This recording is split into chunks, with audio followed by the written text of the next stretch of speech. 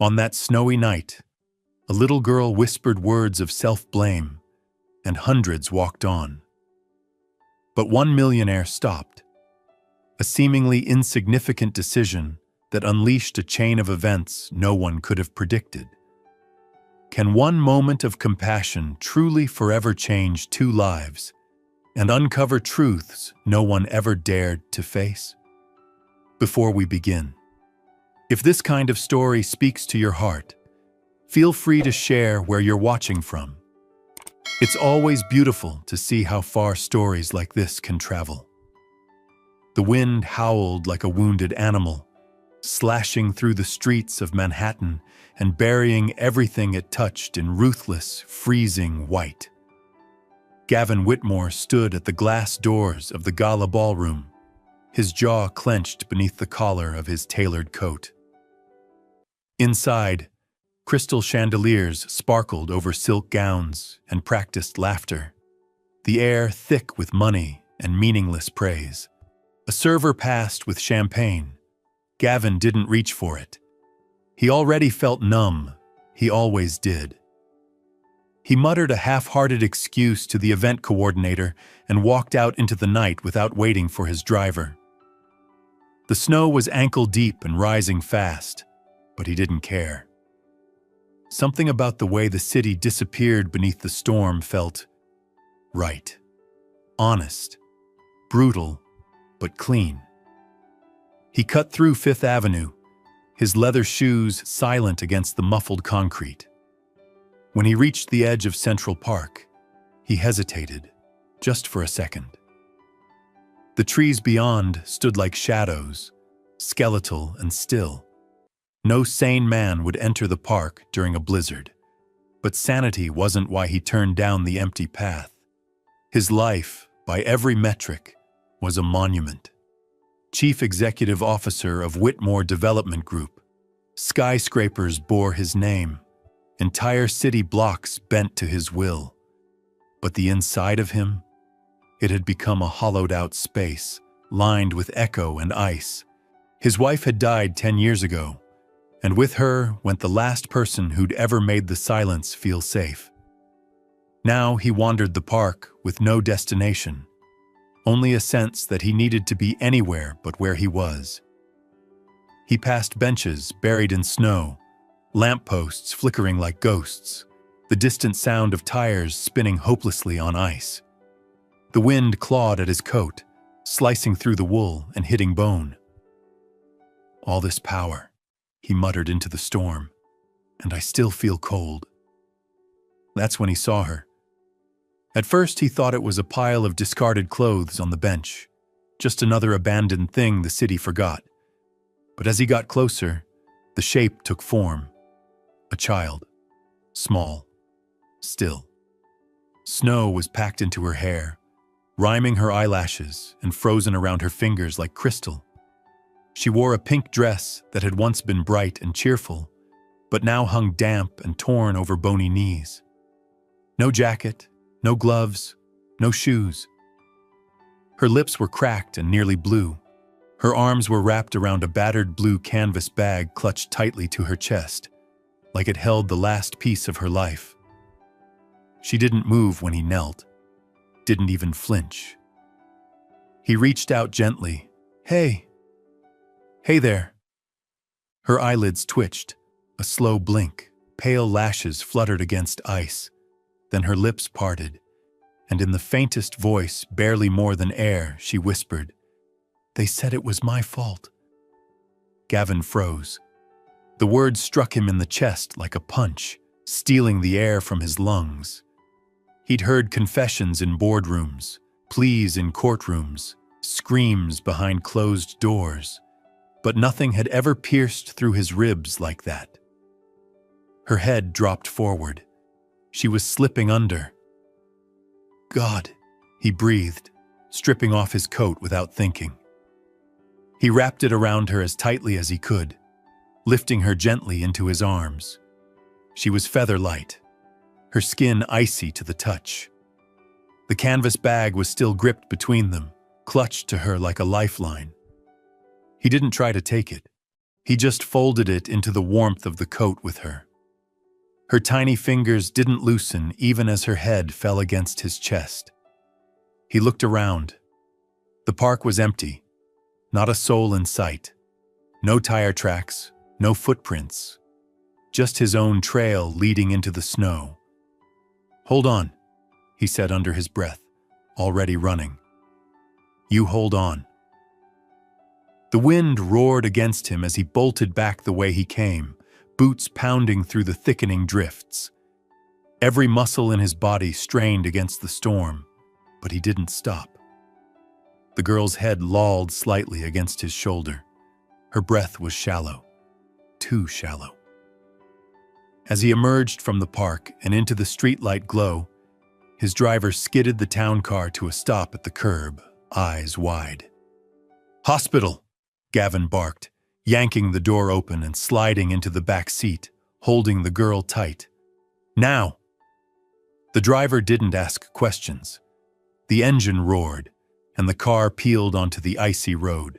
Inside, Gavin pressed the girl closer to him, whispering things he couldn't believe were coming from his own mouth. "You're going to be okay. Just keep breathing. You're safe now." I promise, but the truth was, he didn't know who he was promising that to. Her or himself. The fluorescent lights buzzed overhead, harsh and colorless.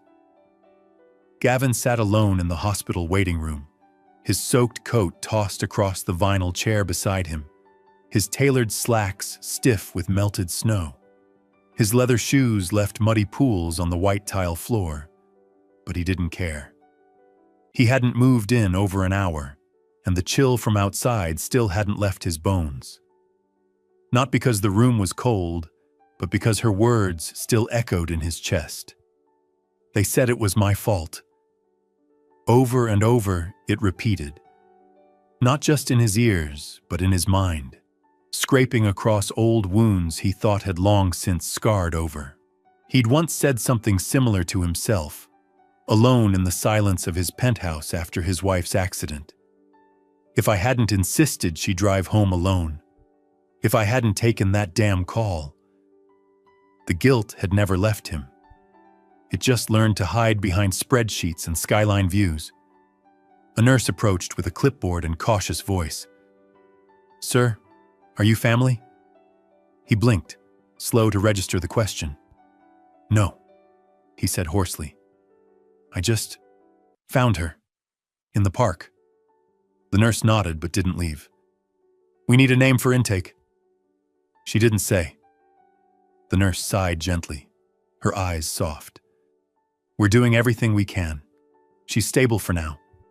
Frostbite risk is low, but her core temp was dangerously low when she came in." Gavin nodded numbly. Hours passed. Nurses and doctors came and went. He watched them move behind the glass of the pediatric ICU, glimpses of activity framed like distant scenes in a snow globe. The girl Lila, he kept calling her in his mind, because the blue bag had that name scrawled in fading marker on its bottom, hadn't woken yet. But her little fingers never let go of the bag, even when they inserted IV lines and wrapped her in warming blankets. When the attending finally gave him permission to sit with her, Gavin rose slowly, his muscles stiff. He pushed open the heavy door to her room. The space was small but clean, softened with a faded mural of hot air balloons above the bed.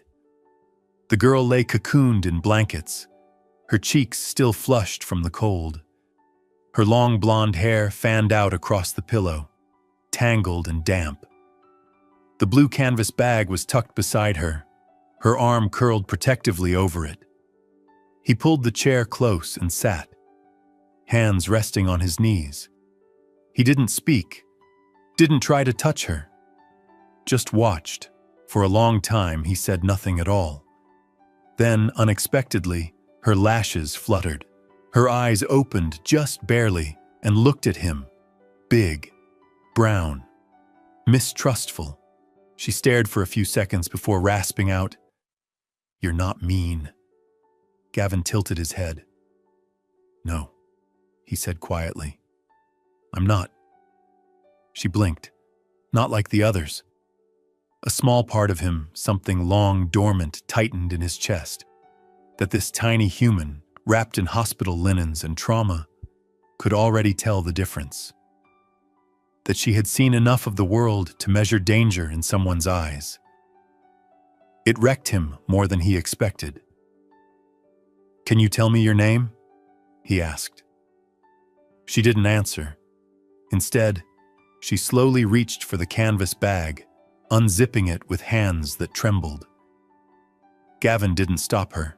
He watched as she pulled out a battered, one-eyed teddy bear, then a crumpled, spiral-bound notebook, pages water-damaged, edges fraying.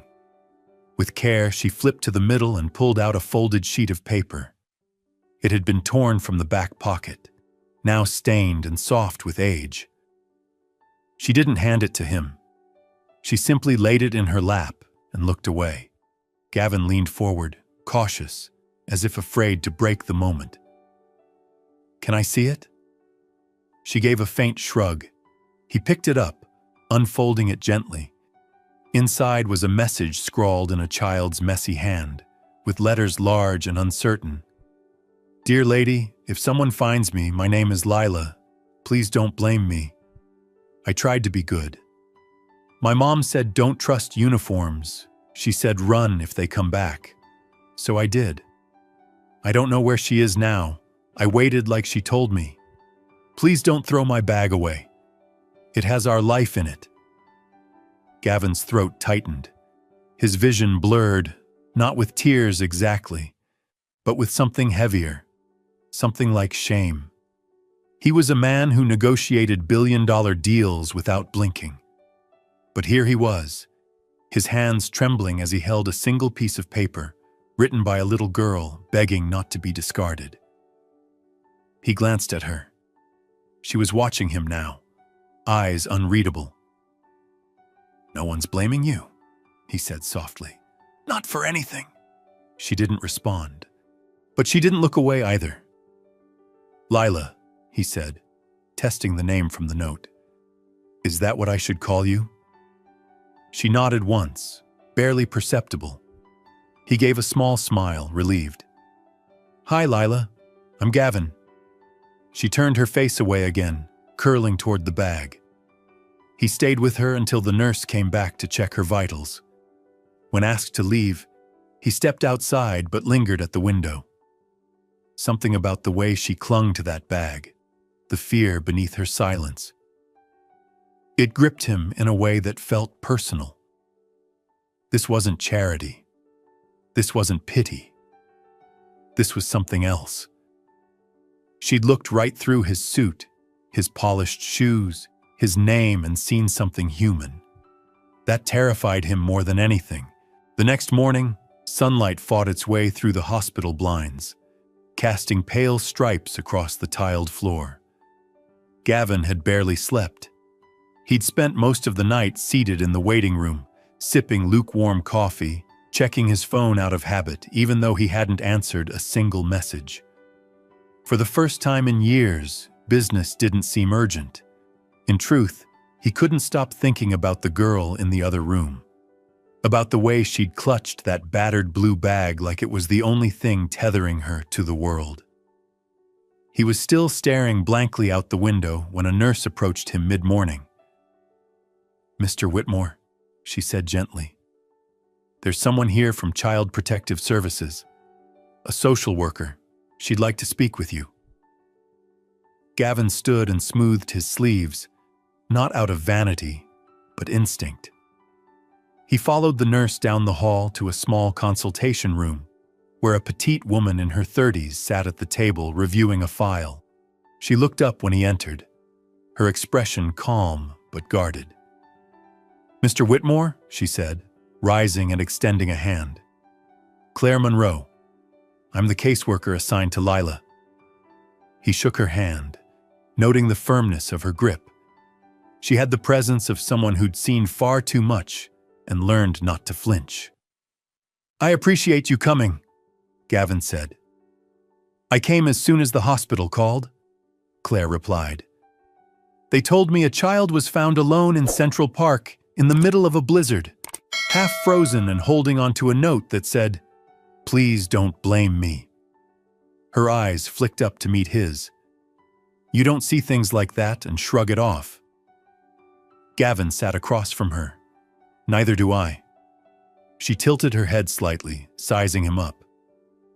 Can I ask what your connection is to the girl? I don't have one, he said. Not formally. I was leaving a gala, and I took a walk through the park, found her on a bench.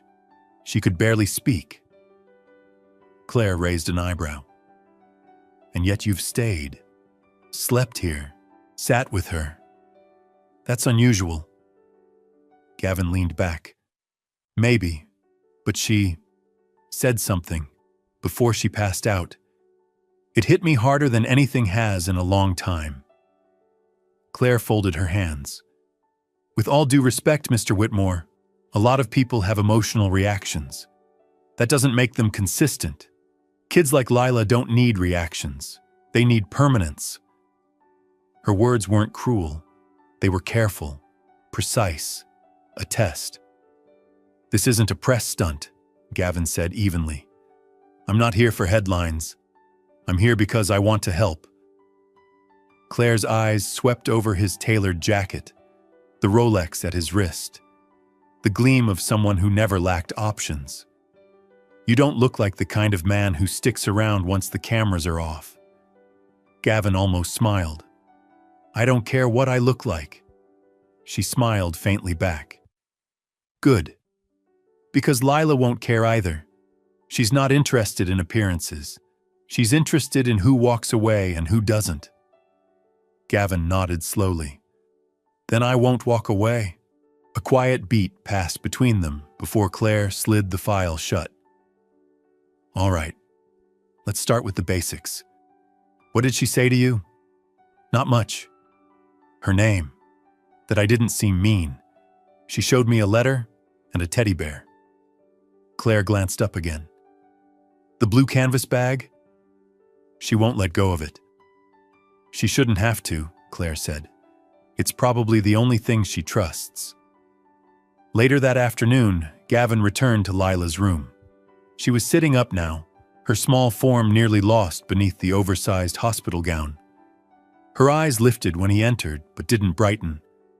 She simply acknowledged him, then looked away. He sat in the chair beside her. They told me your name is Lila. That's a beautiful name. She didn't respond, just tightened her arms around the blue bag. I met someone today, he said gently. Her name is Claire. She wants to help too. Still nothing. Lila, can I ask something? She stiffened, not visibly, but enough for Gavin to notice. Her hands stopped fidgeting. Her eyes focused on the bag like it might disappear. Your mom? He began carefully. Do you know where she is? The reaction was immediate, small, but telling. Her shoulders curled in, her chin dropped.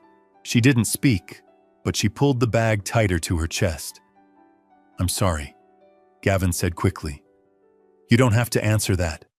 I want to help her too. She shook her head, almost imperceptibly, as if answering a question she wasn't sure he deserved to ask. He sat back, unsure of what to say next. Then, after several long moments, she whispered, She said hide. Gavin looked at her. Your mom? Lila nodded. She said hide if he came back. Gavin leaned forward, heart thudding. Who's he, Lila? But she clammed up again, lips pressing together, the connection already fading. She curled deeper into herself, withdrawing like a shadow into the corner of the bed. He didn't press. Instead, he leaned back and stayed, silent, present. Later that night, Gavin passed Claire in the hallway as she exited Lila's room. How is she? He asked. Claire folded her arms. Terrified, but she let the nurse brush her hair tonight. That's progress. She said someone came after them, that her mother told her to hide. Claire's face darkened. That's what we're afraid of. We've had rumors, girls going missing, cases that don't line up. It's not the first time I've heard a warning like that. Gavin felt a chill crawl up his spine, colder than the winter wind outside. She needs consistency, Claire added. Not panic. Gavin met her eyes. Then I'm not going anywhere. Claire looked at him for a long time before giving a slow nod. Good, because this girl's been failed enough. Back in Lila's room, the lights were dimmed. Gavin sat once more in the chair, watching her sleep. She was curled toward the window now, the blue bag tucked beneath her chin. Her face looked younger when she wasn't awake. Less guarded, less heavy with things no child should carry. And just before her breathing settled, she murmured again in her sleep. Mama said hide if he came back. The words sank deep into Gavin's chest like stones. He leaned forward, whispered almost to himself, "Whoever he is, Lila, I swear to you he won't find you again." The morning sky over Yonkers was gray and flat, like a canvas someone had forgotten to finish. Gavin stood next to his Range Rover on the edge of an overgrown access road, wind slicing through his wool coat. A rusted chain-link fence lined the perimeter of an old industrial lot, half swallowed by weeds and snow. Beside him, the private investigator he'd hired. Frank Mallory, a wiry man with a military past and a gift for uncovering buried things, pointed toward a sagging van partially buried beneath a collapsing carport. "Found it last night," Frank said, voice low. Took a while to match the plate from the background of one of the security cams. She was seen near here 2 weeks ago. Gavin didn't reply. He just stared at the van. A white Dodge Caravan, early 2000s, windows fogged with grime, the back axle leaning to one side. The kind of vehicle that could blend into any block without being noticed. The kind you only recognized after it was too late. Frank walked ahead and pried open the passenger door with a crowbar. It groaned, resisted, then gave way with a crack of breaking ice. The smell hit immediately: mildew, old sweat, and something metallic beneath it all. Gavin stepped back, one hand to his mouth, but he forced himself to look, to witness it. Inside, a broken child's booster seat, cracked in the middle and wedged between plastic grocery bags. Crushed juice boxes littered the floor. A pink fleece blanket, stained and torn, was bunched in the footwell. And there, caught in the seatbelt hinge, was a piece of cloth. Gavin reached in slowly, tugging it free. It was a scarf, pale blue, delicate, embroidered at the edge in faded thread. SQ. Gavin's stomach turned to stone. He backed out, holding the scarf like evidence from a crime scene. His voice came out rough, flat. "This belonged to her mother, Sarah Quinn." Frank nodded grimly. "There's more." He led Gavin around to the rear. The trunk was unlocked. Inside were scattered papers, some ripped, others curled from moisture. Among them, Gavin spotted a flyer bent but still legible. Shelter access, women's aid, Yonkers branch applicant, Sarah Quinn. Date, October 17th, status, pending. Gavin stared at it for a long time, his pulse hammering in his ears. Sarah had been looking for help. She'd tried. And somehow, she'd vanished anyway. He didn't say another word. He took the flyer, folded it carefully, and tucked the scarf into his coat pocket. His breath was sharp as he turned back to the car. "She was here," he muttered. "And she's gone now." Frank's voice was cautious. This wasn't abandonment. Someone scared her off, or worse. Gavin clenched his fists. "We need to find out who." He left the lot without looking back. Later that day, Gavin returned to the hospital. Lila was awake when he entered, seated cross-legged in bed with a coloring book open on her lap. She didn't smile, but she looked up and she didn't flinch. That was something. He sat beside her, taking a deep breath. "Lila, I went to a place today. I think your mom was there." Her grip on the crayon froze. "Where?" He pulled out the scarf and placed it gently on the blanket. She stared at it, wide-eyed, then reached out with trembling hands. "That's Mama's," she whispered. "She always wore it on cold days. Said blue was brave." Gavin nodded. "She left it behind in a van. There were other things there too. A blanket, food wrappers, your booster seat." She didn't speak, but tears welled in her eyes, and she pulled the scarf close to her chest. "I think she was trying to get to a safe place," he continued gently. "There was a flyer. She applied to a shelter." "She tried," Lila said, voice cracking. "She said if she couldn't find one, we'd sleep in the car for a little while, that she'd keep the doors locked, that if someone came, I had to hide under the blanket. Be quiet." Gavin swallowed hard. "Was she running from someone, Lila?"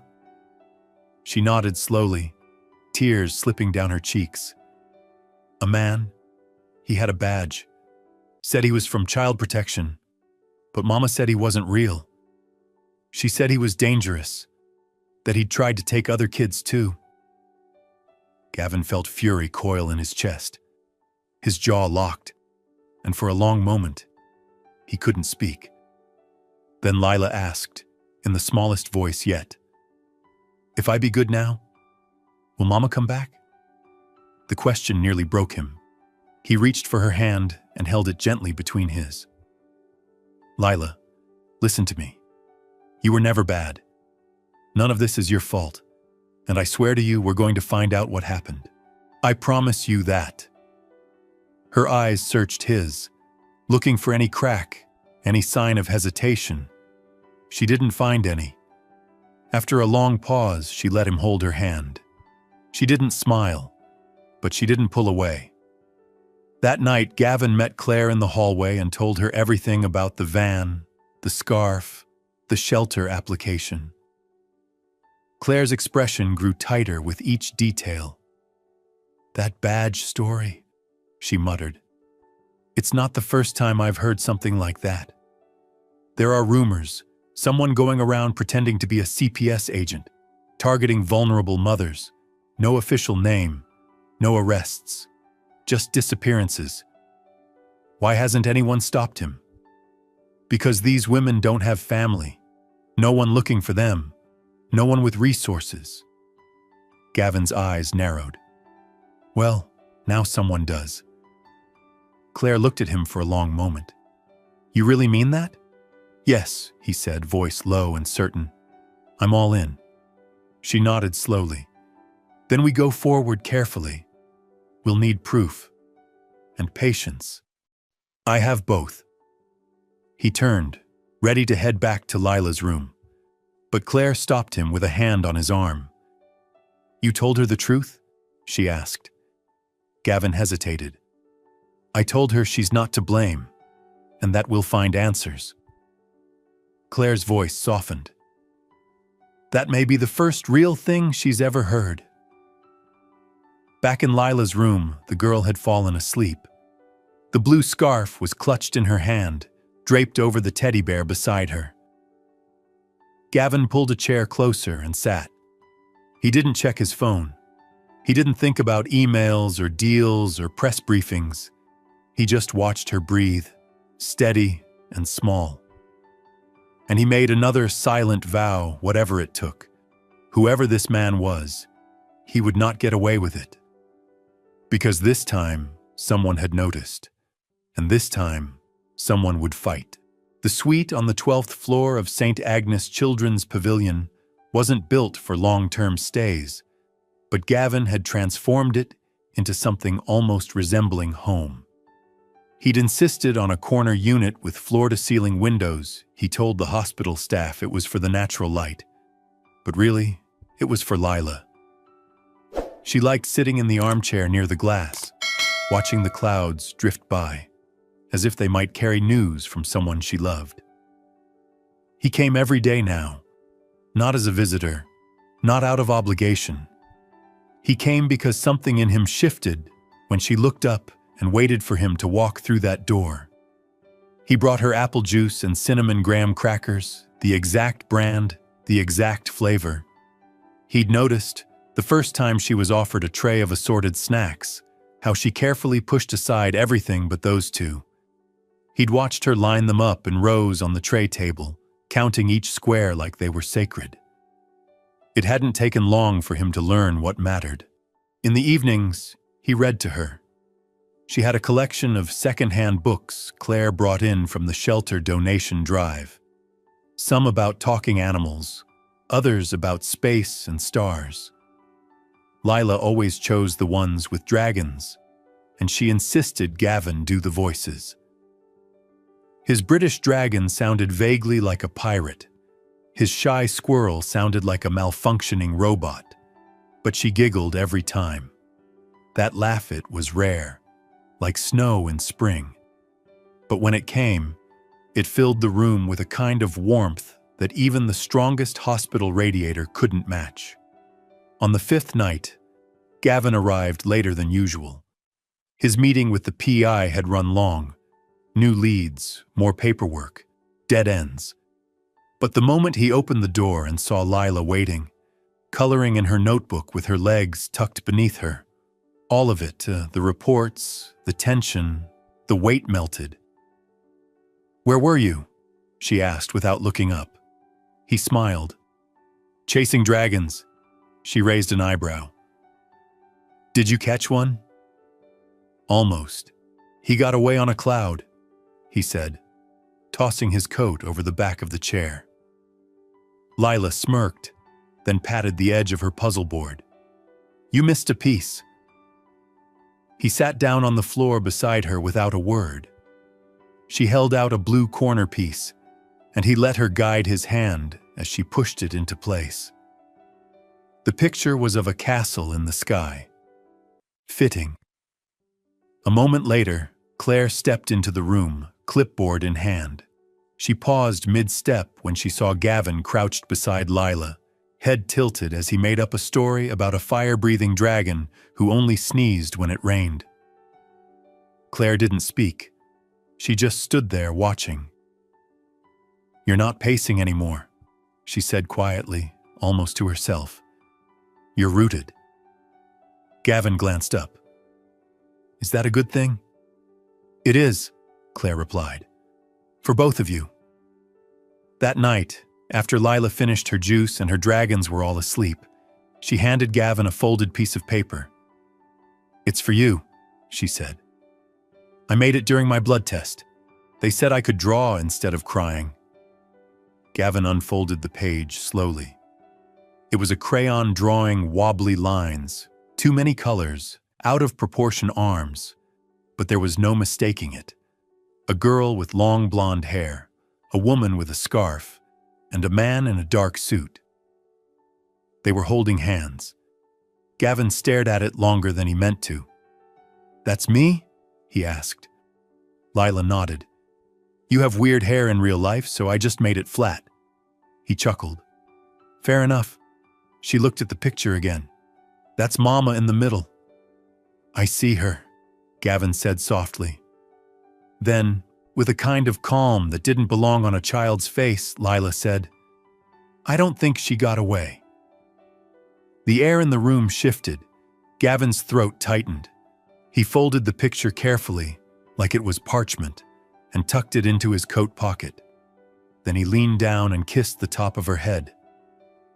"We're not done yet," he whispered. The next morning, Gavin sat with Claire in the hospital's legal office, paperwork spread out between them like war maps. "You're serious about this?" Claire asked. "Guardianship, custody, medical proxy, it's not a one-week commitment." I don't want her going back into the system, Gavin said. Not after what she's been through.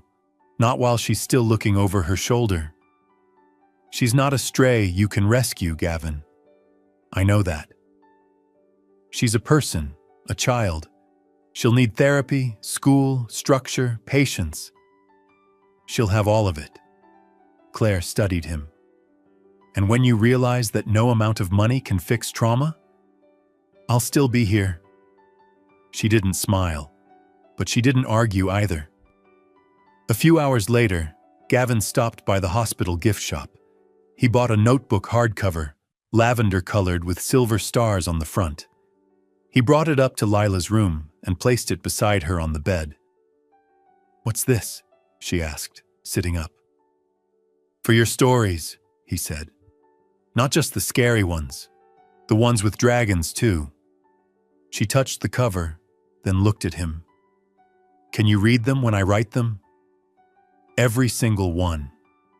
That night, as Lila drifted off to sleep, the lavender notebook clutched in her arms, Gavin sat by the window. Outside, the lights of the city blinked like distant stars. He didn't check his email. He didn't take calls. He didn't leave. And for the first time in years, he didn't feel like a man running from something. He felt like a man exactly where he was supposed to be. The lavender notebook sat open on the window ledge, its pages curling slightly from the heater's dry air. Gavin stood at the far end of Lila's hospital room, arms folded, watching her draw in silence. She had barely spoken all morning, but when she'd pulled out her colored pencils and started sketching, her movements had been steady, focused. Claire arrived mid-morning, coat dusted with sleet, and gave Gavin a nod that said they needed to speak in private. He followed her out into the corridor, where the lights hummed and nurses moved like shadows behind frosted glass. "I had our department analyst run the name from Lila's drawing," Claire said. "The one she labeled Alton." She handed Gavin a thin packet. He flipped through it quickly, records, redacted memos, a grainy photo clipped to a parole notice. Claire's voice dropped to a near whisper. "His real name is Bradley Hale, former Army Psychological Operations.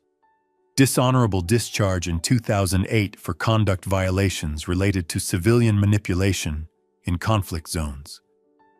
Since then, he's resurfaced at the edges of 4 different child services investigations. All ended with missing persons, women, and children." Gavin's face hardened. "No convictions. No arrests. He uses fake credentials, changes names, states, positions. We think he's been impersonating CPS agents, offering transport or housing to desperate single mothers, then disappearing before the system can track him." "And Lila's mom?" Claire nodded slowly. "Sarah Quinn's application to the shelter in Yonkers was never completed.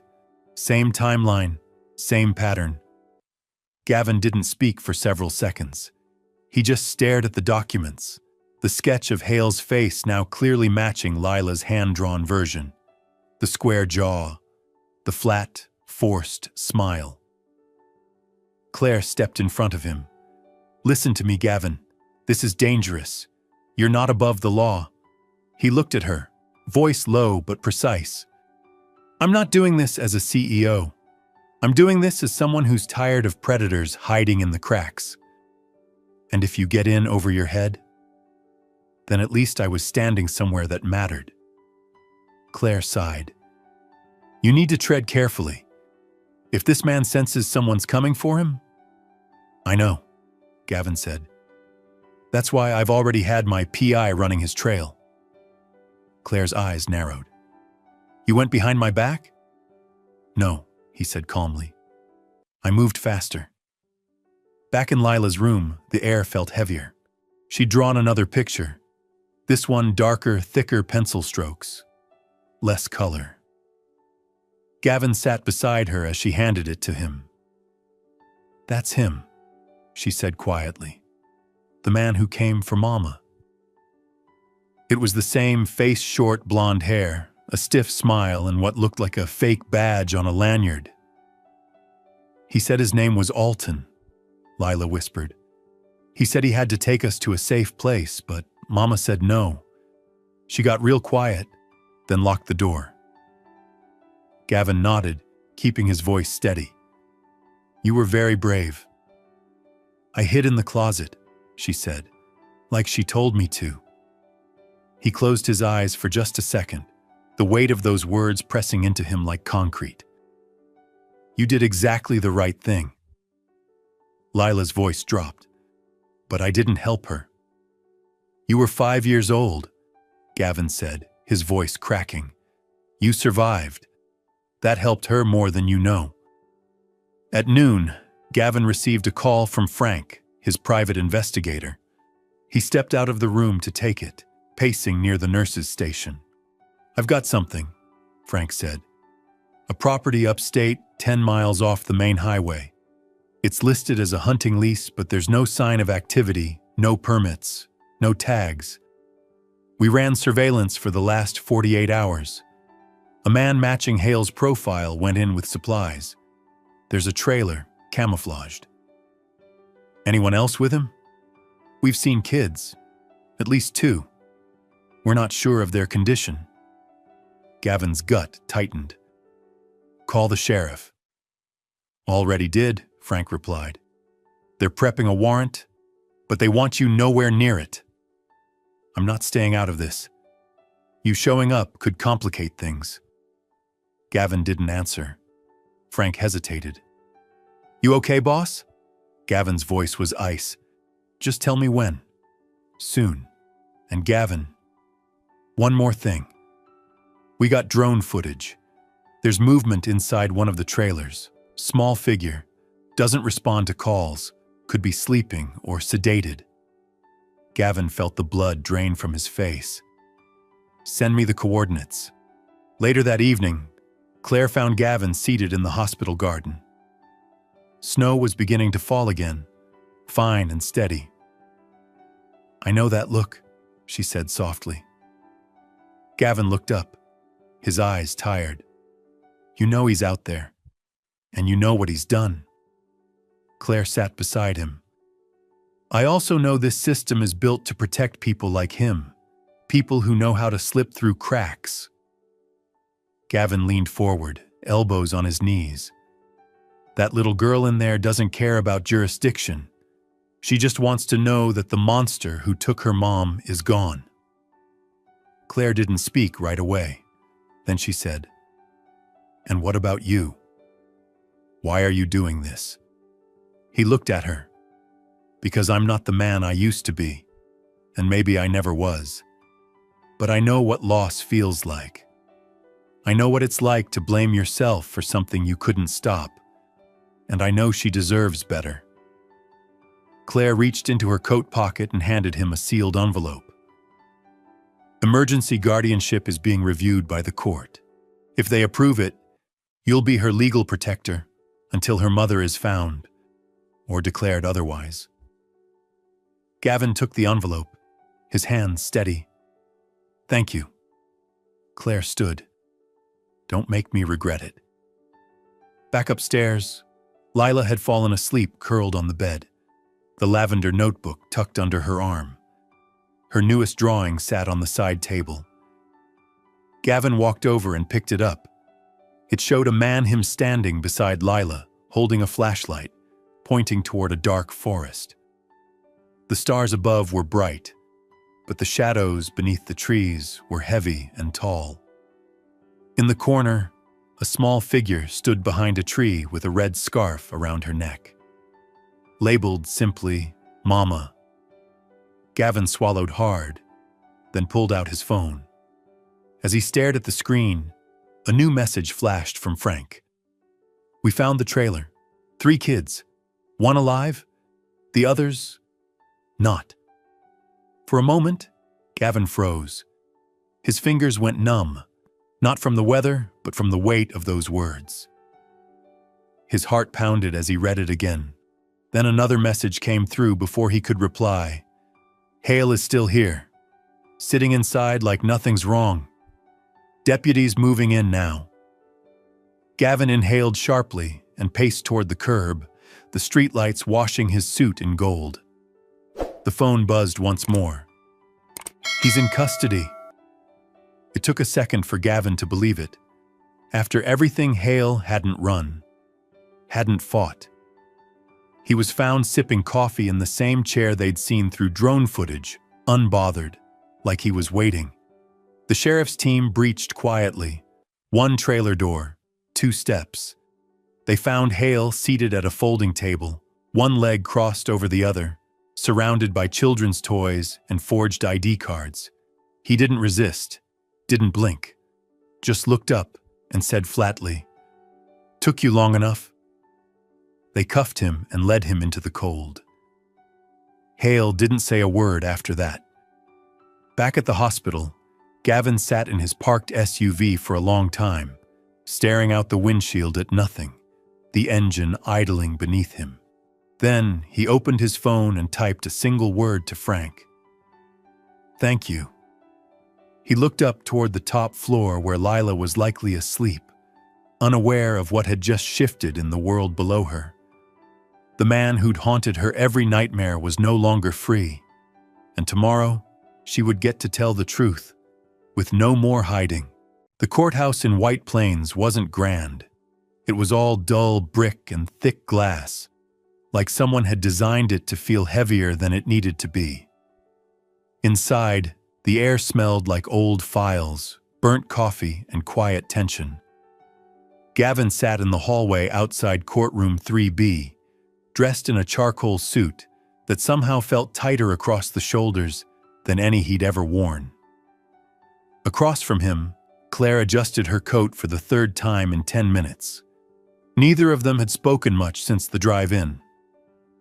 Lila sat between them, legs swinging slightly from the edge of the wooden bench, her hands clutching the blue canvas bag as if it were still the only thing keeping her grounded.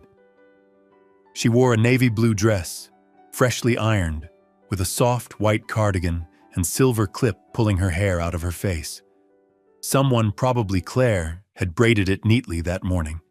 Her small boots tapped rhythmically against the floor. "Are you scared?" Gavin asked gently. Lila didn't look at him. "A little." He nodded. "That's okay. You don't have to be brave the whole time. You just have to be honest." She looked up then, her brown eyes steady. "What if they don't believe me?" "They will," Gavin said. "And if anyone gives you a hard time, I'll be right there." She studied him for a moment, then whispered, "You always are." Before Gavin could respond, the courtroom door opened and a bailiff called her name. "Lila Quinn?" Claire stood. "You ready?" Lila hesitated. Then she looked at Gavin, as if waiting for some invisible permission. He knelt down so their eyes met, gave her a soft smile and squeezed her hand. "You've got this, kiddo." She nodded once, then turned and followed Claire and the bailiff through the door. Inside, the room was cool and quiet. Judge Harland, an older man with silver hair and a furrowed brow, sat at the bench, his gavel already resting in front of him. The prosecution had requested a closed hearing, but the courtroom still held a few silent observers: law clerks, a child advocacy representative, and 2 detectives from the local sheriff's office. Bradley Hale sat at the defense table in a gray suit, hands cuffed loosely at the waist, his expression unreadable. His posture was unnervingly relaxed, like this wasn't the first courtroom he'd waited in. His eyes scanned the room lazily, until they landed on Lila. Then, for just a moment, something flickered. A twitch, a smile, a challenge. Gavin, seated in the first row of the gallery, felt his jaw tighten. Claire leaned over to the prosecutor and whispered something. A moment later, the prosecutor addressed the judge. "Your Honor, due to the witness's age and history of trauma, We respectfully request she be allowed to have her support guardian present during testimony." The judge raised an eyebrow. "And who is the support guardian?" Claire turned to Gavin and gave him a small nod. He rose and stepped forward. "Gavin Whitmore, Your Honor." Judge Harland looked him over. "You're the man who found her in the park?" "Yes, sir." The judge considered for a moment, then nodded. "Permission granted." Gavin stepped carefully toward the witness stand and sat beside the small wooden chair where Lila now waited, feet barely touching the rung. He didn't speak, just offered his presence. The prosecutor began gently.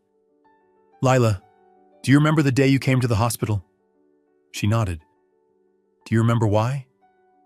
Lila's voice was quiet, but clear. "Because Mama told me to run."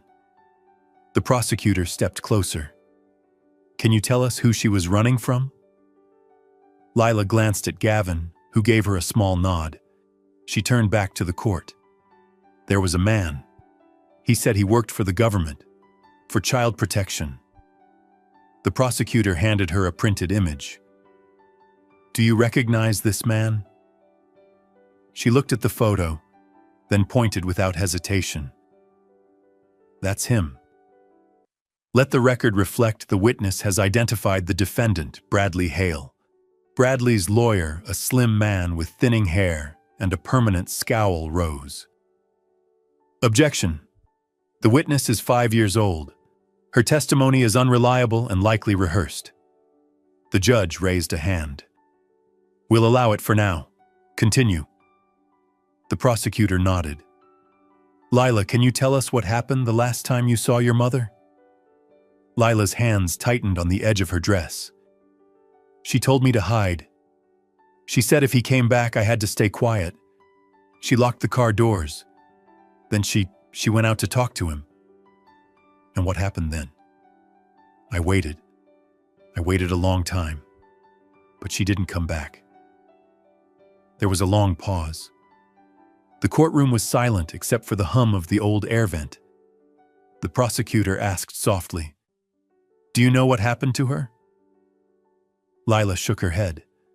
"But I think she knew he wasn't really there to help." The prosecutor stepped back. No further questions. Bradley's attorney stood. "Lila, you're very brave to be here, but do you remember exactly what badge he showed you?" Lila looked confused. "It was shiny." "Do you remember what it said?" She hesitated. "It said something about protection, but Mama didn't believe it." "Maybe your mother misunderstood." Lila's voice suddenly rose. "No, she didn't. He wasn't there to help. He lied."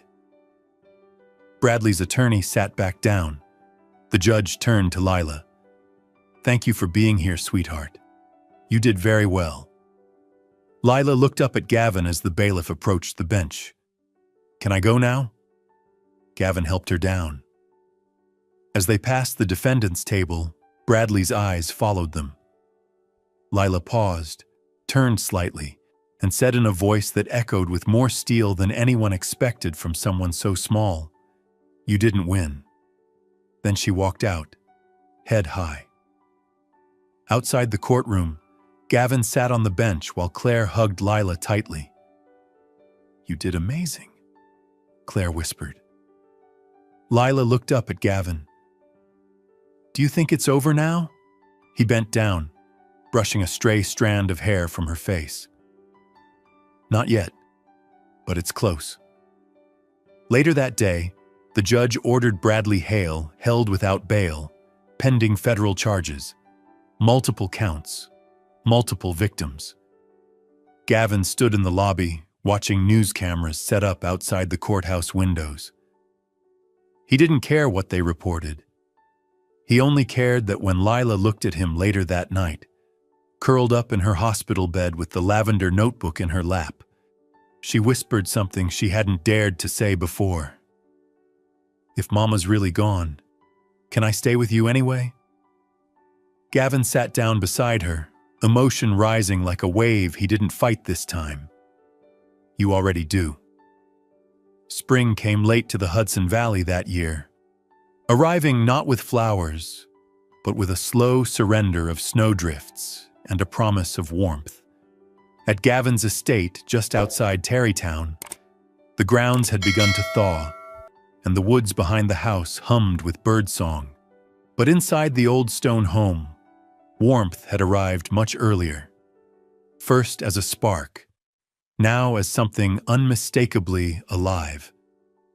The great room glowed with firelight that evening, casting soft gold across the walls and ceiling beams. The furniture had shifted since Gavin bought the place. Less leather, more cushions, fewer antiques, more comfort. A braided rug covered the center of the floor.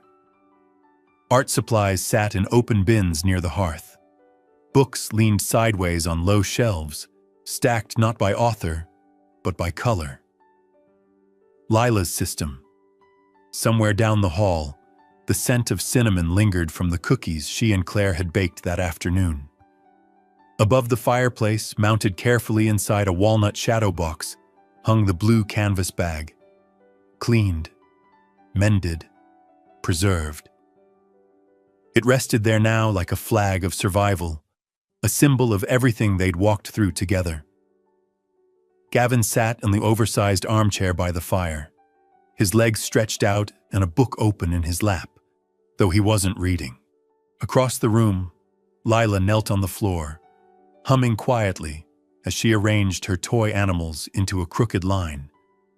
Her cheeks glowed with health, her hair in 2 braids tied with mismatched ribbons. The lavender notebook rested nearby, half filled with drawings, some joyful, some less so, but all hers. She looked up. Are giraffes allowed to live next to sheep? Gavin considered. In this world, anything's possible. She grinned, satisfied. Claire entered the room carrying 2 mugs of cocoa. She handed one to Gavin and settled onto the couch with the other.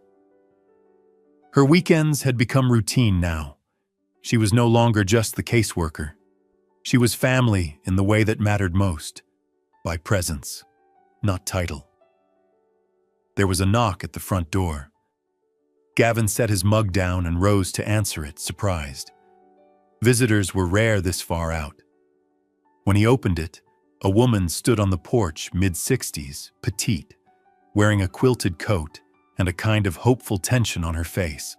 She held a large manila envelope in both hands. "Mr. Whitmore?" she asked. "Yes." "I'm June Lake. I think I might be Lila's grandmother." Gavin blinked. The name hit him like a soft jolt recognition stirred from the letter he'd received 2 weeks ago. She'd seen the trial coverage on TV. She'd written him after recognizing the canvas bag. "I sewed that bag for my daughter, Sarah, when she was barely 17. She took it everywhere. When she disappeared, so did it." "Please," Gavin said gently, stepping aside. "Come in." June entered slowly, eyes scanning the home. She didn't seem to take in the size or elegance, only the warmth, the smell of cocoa, the flicker of firelight, the drawings taped to the refrigerator as they passed the kitchen. Lila was still on the rug, her animals now mid-conversation in whatever story she was creating. Claire stood, her eyes meeting Gavin's. He gave a small nod. Gavin knelt beside Lila. "Hey, sweetheart. There's someone here I'd like you to meet." Lila looked up cautiously. "This is June," Gavin continued. "She knew your mom when she was little. She might be your grandma." Lila didn't move right away. Then she looked at June, really looked at her. June knelt, setting the envelope aside, and pulled something from her coat pocket. A small fabric star blue with white stitching, frayed at the tips. "Your mom made this when she was about your age," June said softly. "We used to sew together when she was nervous. She always liked blue." Lila's eyes filled. She reached out slowly and touched the star. She said blue was brave, she whispered. June's mouth trembled. She did. No one said a word. But Gavin felt it then, like something had clicked back into place. A tether restored. That night, after dinner, after stories and cocoa and brushing teeth with a purple glitter toothbrush, Gavin tucked Lila into bed. She wore a red t-shirt 2 sizes too big and held her teddy bear, now stitched up and smiling crookedly. "Did you like her?" he asked. Lila nodded. She smelled like Mama's coat. Gavin brushed hair from her forehead. She looked at him with those quiet, steady eyes. "Can I still stay here?" "Always." A pause, then barely audible. "Can I call you Dad now?" Gavin's chest tightened. It was a feeling he hadn't known how to name until this moment. Something bigger than grief, deeper than healing. Like coming home to a place he hadn't known he was missing. He nodded, voice rough. "I've been waiting my whole life to hear that." Lila smiled sleepily, then turned over, the bear pressed to her chest. Gavin stepped out and found Claire waiting in the hallway, arms crossed. "She call you Dad?" she asked. He nodded. Claire didn't speak for a moment. Then she smiled. Took her long enough. A few weeks later, at the community spring fair in Terrytown, Gavin watched Lila help hang paper butterflies on a tree. She wore a pale yellow dress, her lavender notebook tucked under one arm. Next to her, June helped tie ribbons. Her hands steady, her eyes soft. A small local newspaper photographer snapped a picture and asked for names. Gavin declined, but Lila didn't. She pointed at the blue bag, the one displayed in a small booth nearby, beside a printed sign that read, "What we carry, stories of survival, trust, and found family." Lila said proudly, "That was mine. It used to hold my whole life. Now I just carry the good parts."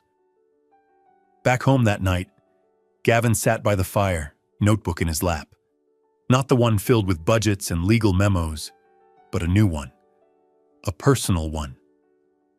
He wrote, "March 28th, the snow's gone. The bag is still here, but it's different now. It's not heavy. It's not haunted. It's history. She said I could keep it above the fire because it reminds her she's safe. And me? It reminds me who I became the night I found her." He looked up at the shadow box, at the bag that had once been dragged through frost and fear, now framed like something sacred. In the quiet behind him, laughter echoed down the hall.